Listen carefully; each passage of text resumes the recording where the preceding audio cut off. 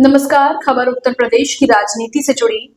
उत्तर प्रदेश की सियासत में एक बार फिर बड़ा भूचाल आ गया है। समाजवादी पार्टी के राष्ट्रीय अध्यक्ष अखिलेश यादव ने मुख्यमंत्री योगी आदित्यनाथ और चुनाव आयोग पर बेहद गंभीर आरोप लगाए हैं।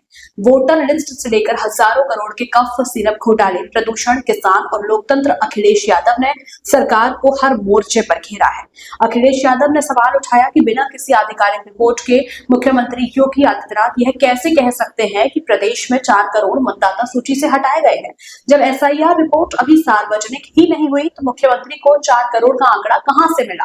प्रदूषण को लेकर भी अखिलेश यादव ने सरकार को घेरा। उन्होंने कहा कि प्रदेश में एक्यूआई नियंत्रण से बाहर हो चुका है। हालात ऐसे हैं कि अंतर्राष्ट्रीय मैच तक रद्द करने पड़े। किसानों के मुद्दे पर अखिलेश ने कहा कि किसान आज भी खाद के लिए भटक रहा है। धान खरीद नीति कमजोर है और एमएसपी को लेकर किसानों में भारी आशंका बनी हुई है। समाधान देने के बजाय सरकार राजनीतिक तमाशा कर रही है।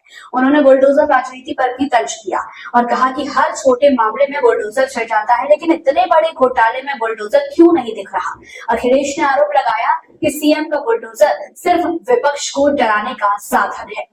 वोटर लिस्ट से लेकर घोटाले तक, कफ सिरप से लेकर बुलडोजर की राजनीति तक, अखिलेश यादव के ये आरोप आने वाले दिनों में उत्तर प्रदेश की राजनीति को और गर्मा सकते हैं। सवाल यही है, क्या सरकार और चुनाव आयोग इन आरोपों का जवाब देंगे। इतना बड़ा घोटाला चल रहा था, प्रधान सांसद जी के क्षेत्र से शुरू होकर के न केवल यूपी, देश भर में और दूसरे देशों में भी कोडीन सिरप, कफ सिरप को भेजा जा रहा था। और उसके पीछे शुरुआती दौर में ये बात निकल करके आई, कुछ 100 करोड़ का घोटाला है ये, लेकिन बढ़ते बढ़ते ये निकल करके आ रहा है कि हजारों करोड़ का घोटाला है। हजारों करोड़ का घोटाला जो उत्तर प्रदेश से चल रहा था, प्रधान सांसद जी के क्षेत्र से, और जिसके तार जुड़ रहे हैं प्रधान सांसद जी के बिल्कुल बगल के जिले से सबसे महत्वपूर्ण तार जुड़े हुए हैं। और यहां तक हमारे पत्रकार साथी भी घबरा जा रहे हैं। हालांकि उनकी हिम्मत बढ़ी है, इधर मैं देख रहा हूं, इधर हमारे बहादुर पत्रकार साथी बड़ी हिम्मत जुटा करके चीजों को निकाल के ला रहे हैं। अखबारों में भी छप रहा है 700 कंपनियां सोचिए आप, और हो सकता है इससे ज्यादा कंपनियां हों। और वैल्यूएशन वाले जो अधिकारी हैं वो भाग जा रहे हैं, वैल्यूएशन नहीं कर सकते। सुनने में आया कि जिन पत्रकार साथियों ने वो वीडियो वायरल किया है उनको भी ढूंढा जा रहा है। उनकी मदद तो सरकार को करनी चाहिए, सुरक्षा सरकार को देनी चाहिए। मुझे तो याद है कि एक हमारा बहुत ही जिम्मेदार पत्रकार साथी जिसने स्टोरी की थी, और जिस स्टोरी को मैंने यहां प्ले किया था, और इसलिए भी प्ले करना जरूरी था कि बहुत सारे हमारे पत्रकार साथी निष्पक्ष होकर के जनता की सेवा और जनता की मदद करना चाहते हैं, लेकिन उनके ऊपर कई तरह के दबाव आते हैं, जान को खतरा आ जाता है, जिसकी वजह से सच्चाई जानते हुए भी सच्चाई नहीं दिखा पा रहे हैं। और उस दिन भी मैंने मांग की थी कि वो प्रतिष्ठित चैनल के जो हमारा पत्रकार साथी है उसको सुरक्षा दी जाए।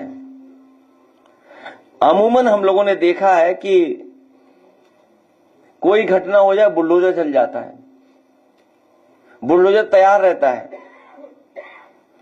इस बार पता लग रहा है कि मुख्यमंत्री जी का ये जो खिलौना बुलडोजर है, इसका ड्राइवर भाग गया है, चाबी खो गई है लगता है इसकी,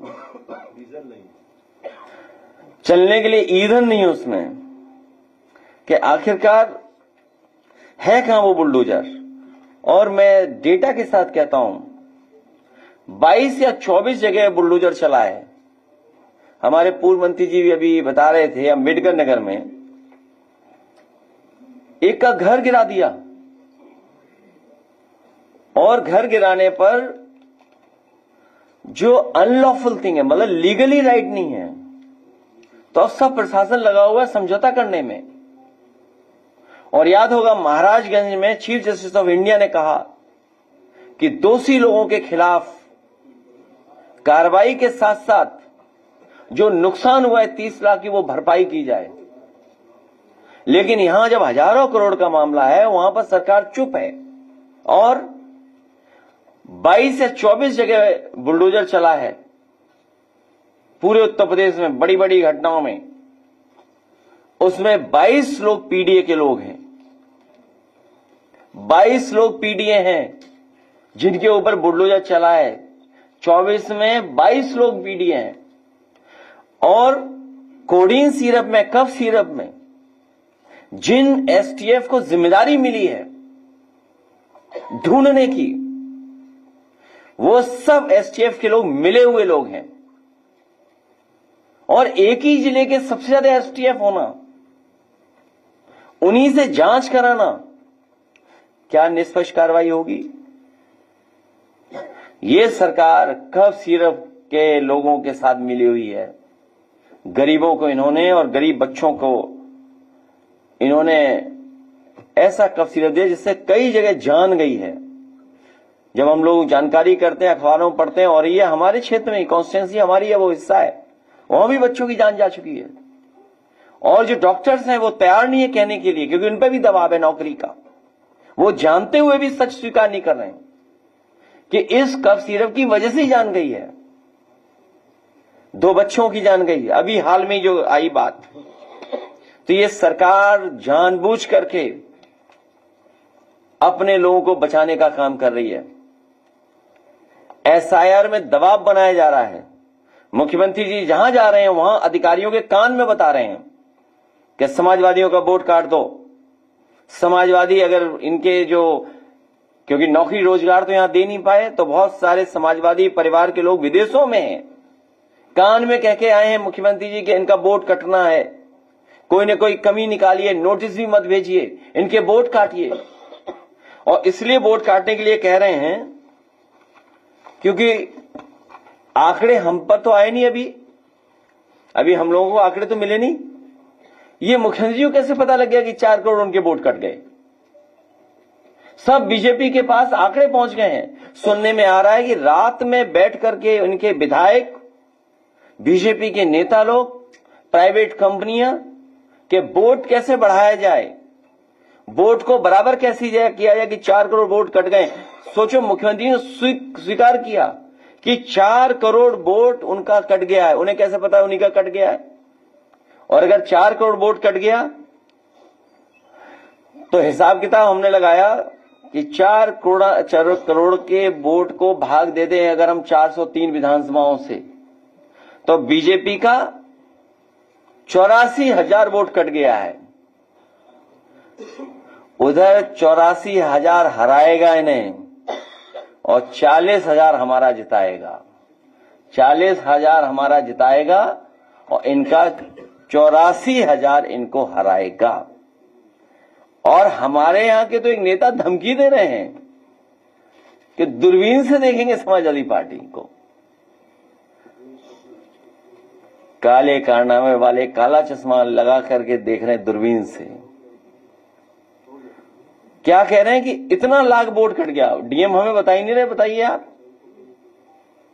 आप बताइए, डीएम ने हमें नहीं बताया, उन्हें बता दिया कब? क्या कहा कि अभी तो एक जिले में इतना काटा है, अभी तो 2 जिले में और 2 विधानसभाएं हैं। आदरणीय ममता जी भी यही बात कह रही हैं कि एसआईआर के बहाने ये रणनीति बना रहे हैं, साजिश कर रहे हैं कि उन्हें कैसे चुनाव में पीछे किया जाए। तो एसआईआर ये एसआईआर नहीं है, ये एनआरसी है। कल्पना करिए कल एनआरसी हो जाए अगर, तो कौन सा नया कागज मांगेगी सरकार? कौन सा कागज मांगेगी?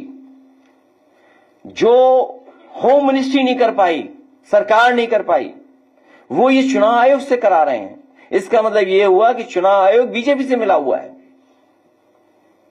एक माह पर एफआईआर लिखना ये साबित करता है कि कुछ अधिकारी खुश करना चाहते हैं।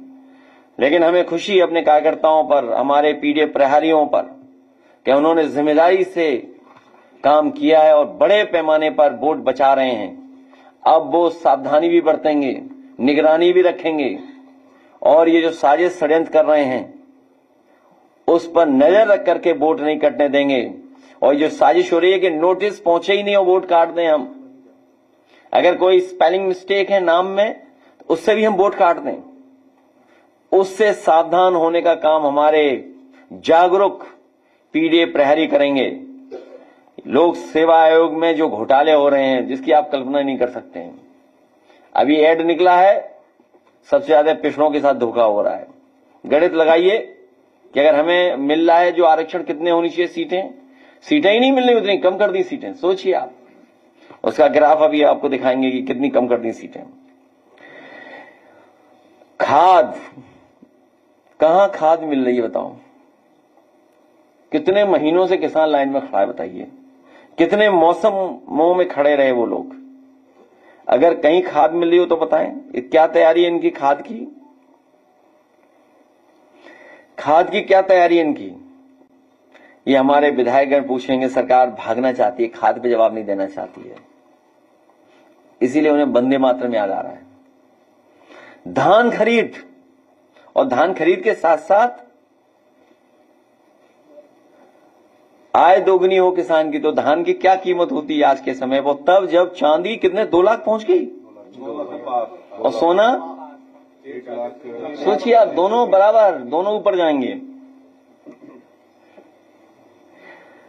बेरोजगारी बड़े पैमाने पर है, बढ़ती चली जा रही है। महंगाई की क्या तुलना करेगी? तमाम सवाल हैं। बिजली का निजीकरण, एक बिजली का कारखाना नहीं बनाया इन्होंने। कोयले से बनने वाली बिजली का एक भी कारखाना अभी तक बीजेपी ने नहीं बनाया। योगी का पता नहीं कौन सी सरकार, बेमिसाल 8 साल, उत्कर्ष के 8 वर्ष, एक भी बिजली कारखाना नहीं लगाया। कानून व्यवस्था तो आप जानते हो, केवल एक व्यक्ति को बचाने के लिए पूरी पुलिस लगी हुई है और उसकी जान बचाई समाजवादियों ने। कानपुर में एक अखिलेश दुबे बंद हैं, उनकी कोई जान बचा रहा है तो हम समाजवादी लोग मिलकर बचा रहे हैं और उन्हें बचाने के लिए पूरी पुलिस लगी हुई है। बताइए क्या सरकार चल रही है, क्या कानून व्यवस्था है? अभी कोई वीडियो एक अखबार का मैंने देखा, प्रेस का, खुली सड़क पे पकड़ने पहुंच गई। बताओ, बड़े बड़े अपराधी घूम रहे हैं, कोडीन के माफिया घूम रहे हैं, कालीन भैया, कोडीन भैया। कालीन भैया का तो सबने देखा होगा, नेटफ्लिक्स पे था, किस पे था? प्राइम उसमें था, इधर हम लोग देख नहीं पा रहे हैं। इसलिए ये तमाम सवाल और इससे ज्यादा सवाल गन्ने का, चीनी मिलों का और पर्यावरण को लेकर के बहुत चिंता है इस समय कि आपके पॉल्यूशन की वजह से, सोचिए, अंतर्राष्ट्रीय मैच लखनऊ में नहीं हो पाया और ये वही स्टेडियम है जो समाजवादियों ने बनवाया। नदियों का हाल आप जानते ही हो। और AQI का डेटा सरकार के पास अपना है। सोचिए, गोबर सरकार ने अपना निकाल दिया, नया एक AQI, वो किसी का मत मानिए AQI। नदियों का हाल आप देख लीजिए, दिल्ली में आप AQI क्या है, और लखनऊ का, ही दिल्ली से ही हवा आ गई लखनऊ की तरफ। इसलिए इन सवालों पर हम लोग सभी विधायक जितने हैं, साथी लोग चर्चा किए हैं। ये विधायक लोग सरकार को घेरेंगे। सरकार डर करके, एक रंगी सरकार वंदे मातरम पर चर्चा करना चाहती है। जब लोकसभा में वंदे मातरम की चर्चा हो गई तो एक रंगी लोग क्या नई चीज बताएंगे जिन्होंने कभी तिरंगा नहीं लहराया, न आजादी से पहले गाया वंदे मातरम, न आजादी के बाद गाया। ये केवल इसलिए कि ध्यान हटा दें जनता का। ये इमोशन से सरकार चलाना चाहते हैं, इमोशन से। इसलिए हमारे सभी विधायक सावधान हैं।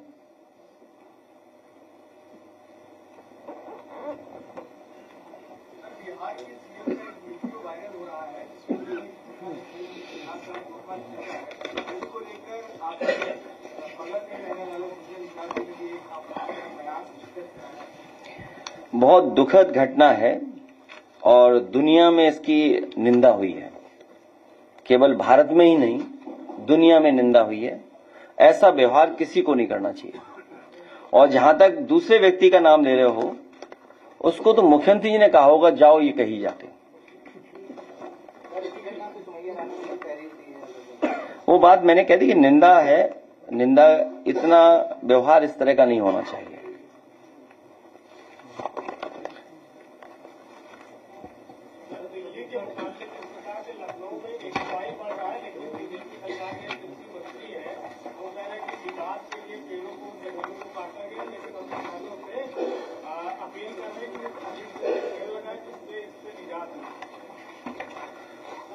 क्या कह रहे हैं?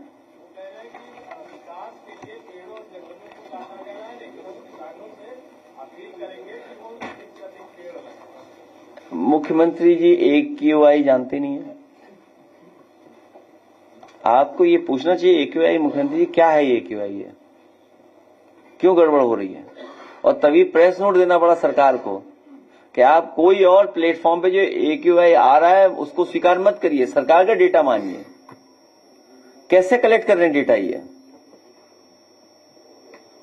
और पेड़ काटने वाले कौन लोग हैं? ये तो सामान्य तुमने 2-4 चीज देखा होगा, लेकिन हमें खुशी इस बात की कि लखनऊ के किसी कोने में चले जाएं, खासकर इस हिस्से में, जिस हिस्से में हम लोग खड़े और बैठे रहते हैं, आजकल ट्रीज फ्लावर कर रहे होंगे पर्पल कलर का। चाहे लामाटियन हो, लोहिया पथ हो, आपका हजरतगंज की तरफ का रास्ता हो, विक्रमादित्य मार्ग हो, या आपके गवर्नर हाउस के पास हो, और या आप चले जाएं जो आगे की तरफ फैजाबाद रोड की तरफ, या आप पार्क देखें, आप जनरेशन पार्क देखें, लोहिया पार्क देखें, तो ये समाजवादियों की देन है जिसकी वजह से इतनी अच्छी फ्लावरिंग ब्लूम आप देख रहे हो लखनऊ में। जहां तक पेड़ काटने का सवाल है, बीजेपी की सरकार ने बड़े बड़े जंगल काट दिए हैं छत्तीसगढ़ में, मध्य प्रदेश में। सुनने में आया कि अरावली की पहाड़ियों को भी नहीं छोड़ेंगे ये लोग।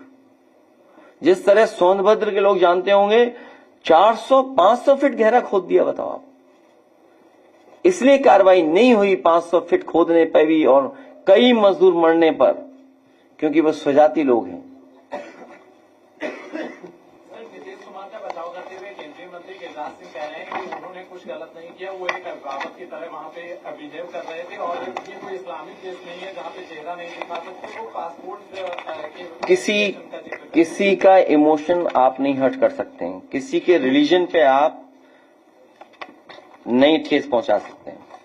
उनके साथ कोई एक हेल्पर चलना चाहिए, नीतीश कुमार जी के साथ। इस उम्र में एक हेल्पर साथ चलेगा तो घटनाएं नहीं होंगी। सरकार विधानसभा के सत्र का दिन लगातार कम करती जा रही है। इस बार भी सिर्फ 3 दिन का ही चर्चा होगी शीतकालीन सत्र में। क्या लगता है कि सरकार चर्चाओं से बचने के लिए सदन के दिन कम कर रही है? अभी तुमने सुना नहीं, कब सिर में पूछे कुछ? धनंजय सिंह ने आरोप लगाया कि हाँ। अखिलेश यादव एक विशेष जाति पर टारगेट कर रहे हैं। पूरा बोलिए, साफ साफ बोलिए, तब साफ साफ जवाब दूंगा। नहीं नहीं, ना ना ना ना ना, साफ पूछिए। सर एक सवाल है, कन्नौज के पूर्व सांसद नहीं नहीं, साफ पूछिए। छोटा पत्रकार है, ठीक है, हिम्मत जुटाओ। अरे हिम्मत जुटाओ, क्या रखा है उसमें? उन्होंने कहा है धनंजय सिंह ने कि जो है अखिलेश यादव लगातार उस पर टारगेट कर रहे हैं विशेष जाति को। नहीं नहीं, किसको? राजपूत जाति। नहीं नहीं नहीं नहीं, गलत बात। तो छत्री तो हम भी हैं, और हम नहीं छत्री क्या? कौन तय करेगा छत्री हैं कि नहीं है? राजा साहब कहाँ गए हमारे? देखिए आप, राजा, हम लोग खिलाफ हैं किसी के? हाँ, राजा देवेंद्र प्रताप सिंह जी, हम लोग किसी खिलाफ नहीं है। सर कन्नौज के पूर्व सांसद सुब्रत हम लोग किसी खिलाफ नहीं, और सबसे ज्यादा मंत्री हम लोगों ने बनाए हो, कोई सफाई देनी नहीं है। सवाल वो नहीं है, उसके लिए भी ग्राफ है हमारे पास, इनके जवाब के लिए। दूसरा ग्राफ भी अभी स्क्रीन पे ले आना, मैं भेज रहा हूं अभी। ये बचने के लिए सब एक्सरसाइज हो रही है। हम ये चाहते हैं कि जो दोषी लोग हैं उनके खिलाफ कार्रवाई हो, जो दोषी लोग हैं उनके खिलाफ कार्रवाई हो। इसमें जाति क्या है? और फिर लोकतंत्र में विपक्ष है और प्रधान सांसद जी के 6 से मुख्य आरोपी भाग जाए, पुलिस भगा दे, ये बड़ा विषय नहीं है क्या? तो इसका मतलब यह है कि जो डबल इंजन की सरकार है, एक इंजन पकड़वाना चाहता है, एक इंजन छुड़वाना चाहता है। तो ये तो इंजनों की लड़ाई है। इस इंजन की लड़ाई में हमें क्या लेना देना? जो दोषी हैं वो जेल जाएं।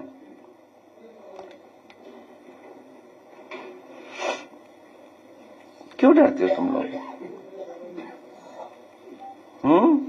अखिलेश जी, संविधान का अनुच्छेद 19(1)(d) और 19(1)(d) साफ कहता है कि कोई भी किसी भी राज्य का व्यक्ति कहीं पर भी जा सकता है और कहीं पर रह सकता है, लेकिन उत्तर प्रदेश में लगातार रोहिंग्यों को भगाने की जो कवायद चल रही है, उस दौरान कई ऐसे भी लोग हैं जो आसाम के रहने वाले हैं, ठीक है, आपने उनके पास डॉक्यूमेंट्स है लेकिन कोई भी सुनवाई नहीं, उनको भी रोहिंग्या बांग्लादेशी कहा जा रहा है। पहले तो ये गलत था कि कोई भी भारतीय जनता पार्टी का नेता नहीं तय कर सकता, नेता नहीं जा सकता। और ये जो नेता सर्वे कर रहे थे जा करके और पिक एंड चूज कर रहे थे, और कुछ अपने खासम खास, मैं उन पत्रकार साथियों को धन्यवाद और बधाई दूंगा जिन्होंने सच्चाई सामने लाने का काम किया।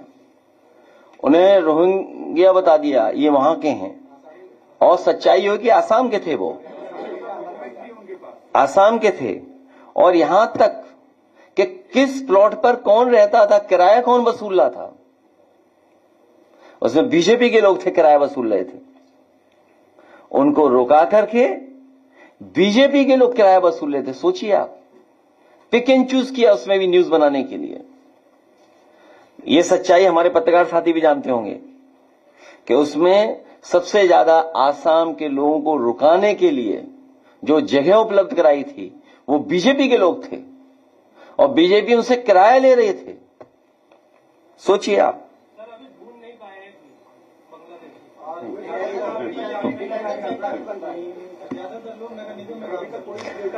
और नगर निगम का पता कर लेना, 400 लोग ऐसे होंगे जिनका कहीं नाम दर्ज नहीं होगा, उनका वेतन निकाल लेंगे, आपस में बांट रहा है नगर निगम। वो वही है जिनका वेतन बांटा जा रहा है 160। वो आसाम के लोग नगर निगम में वर्दी कर रहे हैं और वर्दी पहन करके उन्होंने बयान दिया। तो नगर निगम के मेयर को ही नहीं पता, मेयर खुद ढूंढ रही थी वो अब तो नहीं चल रहा ना ऑपरेशन टॉर्च, क्योंकि वो एक्सपोज हो गए वो लोग। इसलिए आप इन विषयों पे नहीं जाइए, आप फिर आ जाइए कोडीन पे, एसआईआर पर। अब आप पे कोई सवाल नहीं है, इसलिए हमें ग्राफ दिखा दो जरा। हाँ देखिए, देखिए ग्राफ देखो, बताइए आप कोई गलत हो बताइए, इसमें कोई खबर गलत हो बताइए।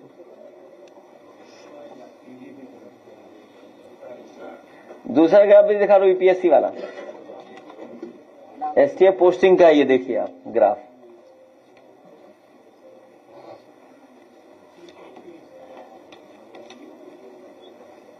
अब इसका जवाब पूछो, सरकार क्या बताएगी? कहाँ इधर उधर सवाल पूछते हो आप लोग।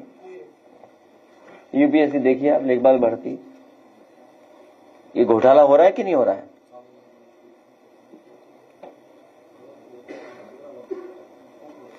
आप लोग भी मदद करो हमारी।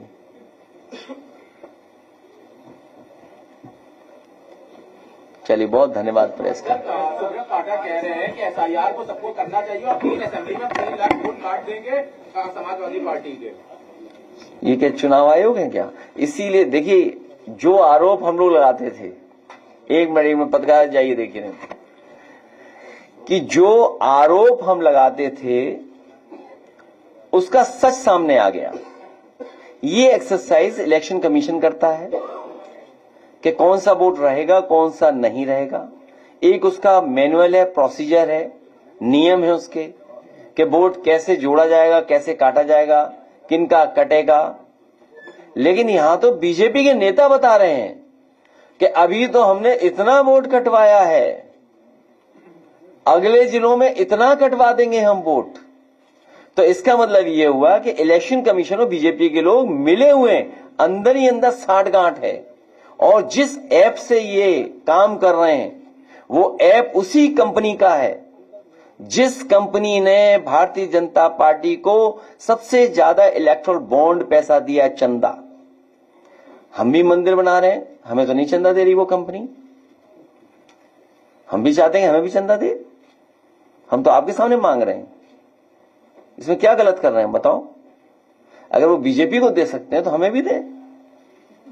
तो मैपिंग ऐप, तो ये तो चुनाव आयोग बता सकता है ना कि कैसे वोट काटें, कैसे बीजेपी के नेता कह सकते हैं। देखिए एक छोटी सी बात कही हमने, हम पत्रकार साथियों से कहते हैं कि जब वो न्यूज चलाएं तो इशू को डाइल्यूट ना करें। आपकी जो लैंग्वेज और जो शब्द जो इस्तेमाल करते हो आप, वो इशू को डाइल्यूट कर रहे हो आप। हमारा पोस्ट करने का भाव ये था कि बीजेपी चैलेंज कर रही है, बीजेपी के नेता चैलेंज कर रहे हैं कि अभी तो इतना वोट कटवाया है, बाद में इतना और कटवा देंगे। और चुनाव आयोग का और सरकार का नंगा नाच हम लोगों ने कई चुनाव में देखा है। ये बैठी कानपुर की हमारी जीती हुई, इनके बारे में जानते होंगे, वो पीछे बैठे अमिताभ वाजपेयी, वो भी जानते होंगे। पुलिस क्या कर रही थी सोचिए, क्या कर रही थी पुलिस, और सरकार क्या करवा रही थी पुलिस से।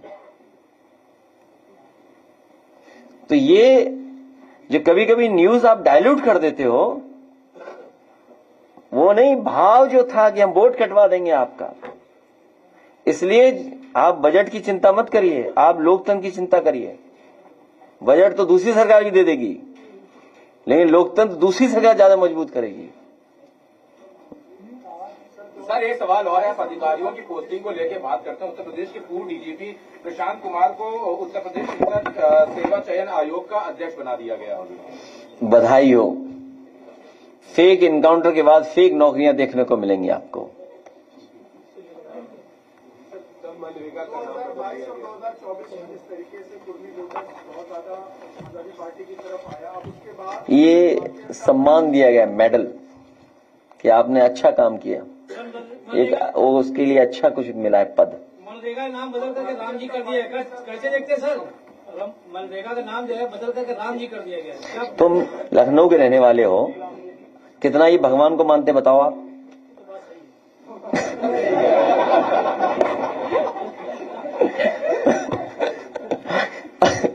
ये जितने बैठे लखनऊ के लोग हैं, आप बताइए भगवान बड़े के इंसान, भगवान बड़े के इंसान? तो जो इकाना भगवान विष्णु के नाम पे था स्टेडियम, नाम पीछे कर दिया भगवान का। और फिर ये मेरठ के बैठे होंगे और मेरठ के आसपास के लोग, जिनको देख करके हम लोगों ने बहुत कुछ रामायण को समझा, सीखा, जाना। और यहां कई बुजुर्ग लोग होंगे, उन्होंने वो समय देखा होगा जब रामायण टीवी पे आती थी तो पूरा गलियां शहर खाली हो जाता था। जो राम के पात्र थे, लोकसभा में ढूंढोगे तो मिलेंगे नहीं, बैठे कहां हैं? जी राम जी अगर नाम रखा है तो जो प्रभु श्री राम जी का जिन्होंने एक्ट किया है रामायण में, उनको प्रधानमंत्री जी के बगल में बैठा दो पहले तो। और अगर बगल में नहीं बैठाते हो तो इसका मतलब सबको आप धोखा दे रहे हो। अब आप ही बताओ, 5 बड़ा या 7? विधायक बड़ा के सांसद? राज्य बड़ा या केंद्र? राज्य सरकार का मंत्री बड़ा कि केंद्र सरकार का मंत्री बड़ा? तो सोचिए, 5 बार के को आपने राष्ट्रीय अध्यक्ष बना दिया और 7 बार के सांसद को प्रदेश अध्यक्ष बना दिया। बताओ पीडीए का कितना बड़ा अपमान किया इन्होंने। पीडीए का कितना अपमान है, सोचिए आप। पीडीए कार्ड के लिए तुमको बुलाया गया सर, कह रहे हैं। फिर तुम बोले तुम अपने पड़ोसी को काटने के लिए बैठाया उन्हें, जिन्हें वो हटा नहीं सकते, जिन्हें हटाने में नाकाम हो गए हैं, उनका कद काटने के लिए बैठाया उन्हें।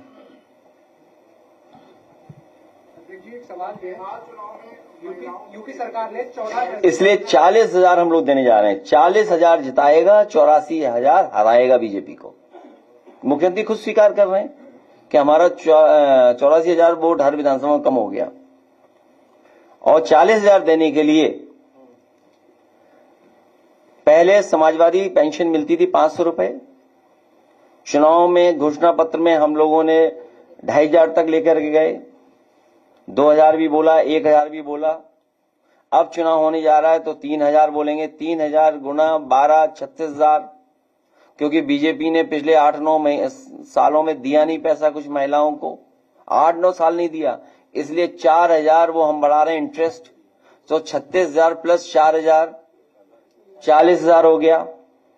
और ये 40,000 आएगा कहां से? आप पूरा उठा करके देख लीजिए, गूगल, चैट जीपीटी, एआई का किसी प्लेटफॉर्म से जानकारी हासिल कर लें। देश के सब बड़े उद्योगपति उधार के पैसे से बड़े बने हैं।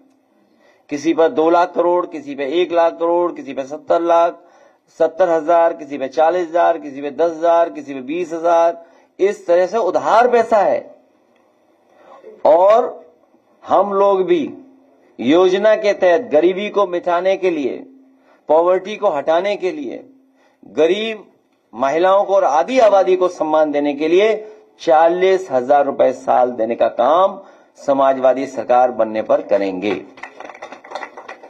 सर, पार्क बना रहे हैं अटल बिहारी वाजपेयी उपाध्याय जी के करेंगे, बहुत बड़ी पार्क बनाई जा रही है। उसमें एक भी पेड़ नहीं है, आज नहीं है, अब लग जाएंगे। सर, जनरेशन पार्क से बड़ा बनाएंगे क्या? जनरेशन पार्क पूरा मिला लोगे तो 500 एकड़ का है। 500 एकड़ का है। अगर रोड इंफ्रास्ट्रक्चर और सब मिला दोगे तो क्लोज टू 500 एकर्स। और अगर भविष्य में जरूरत पड़ेगी तो रिवर फ्रंट भी वहां जोड़ देंगे तो हो जाएगा 800 एकड़। जिस तरह न्यूयॉर्क में सेंट्रल पार्क है, उससे बड़ा पार्क जनरेशन पार्क हो जाएगा भविष्य में। सर, और लेकिन वो जो प्रेरणा स्थल बनाया है उसमें नमस्ते सदा वत्सल्य करके उसका पूरा शुरुआत। अरे उसको बीजेपी का काम है, उसमें हमें मत बोलो कुछ।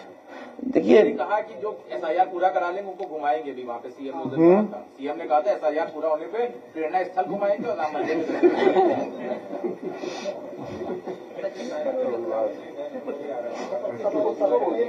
मुझे मैंने सुना नहीं, खबर नहीं बोला था क्या। जिस दिन ये जो वो और सेरेमनी थी ऑफिशियल। अच्छा, मुख्यमंत्री की बात ही क्यों मानते हो? ये सब विधायक जानते हैं। एक दिन उनका 46 में 56, क्या भूल गए आप? 46 में 56 नहीं कहा था, याद है? तो फिर